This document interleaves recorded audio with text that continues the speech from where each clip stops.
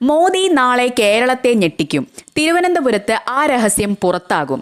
മോദി കേരളത്തിൽ നാളെ എത്തുന്നു.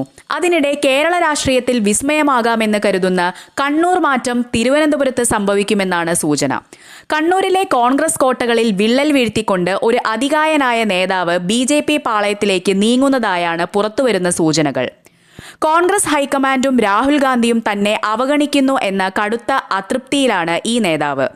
കേരളത്തിൽ BJP നടത്തുന്ന ഏറ്റവും വലിയ രാഷ്ട്രീയ നീക്കമായി ഇത് മാറുമെന്നാണ് കരുതപ്പെടുന്നത്.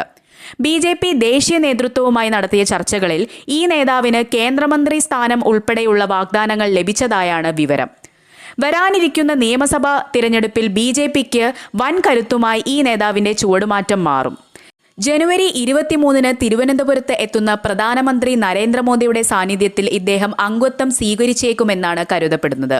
എന്നാൽ ചില നിർണായക വിഷയങ്ങളിൽ ചർച്ചകൾ തുടരേണ്ടതുണ്ടെന്ന് നേതാവ് വ്യക്തമാക്കിയതിനാൽ 23-ലെ അംഗത്വം സംബന്ധിച്ച് നേരിയ അനിശ്ചിതത്വം നിലനിൽക്കുന്നുണ്ട്.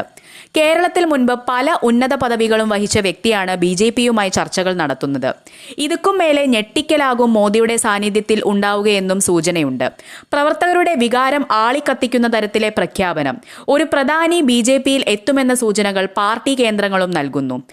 കണ്ണൂരിലെ 2 പ്രമുഖർ ഉടൻ BJPയിൽ ചേരുമെന്ന് BJP നേതാവ് ശോഭാ സുരേന്ദ്രൻ കഴിഞ്ഞ ദിവസം സൂചിപ്പിച്ചിരുന്നു. ഇത് ഈ കോൺഗ്രസ് നേതാവിനെ ഉദ്ദേശിച്ചാണെന്ന അഭ്യൂഹങ്ങൾ ഇതോടെ ശക്തമായി.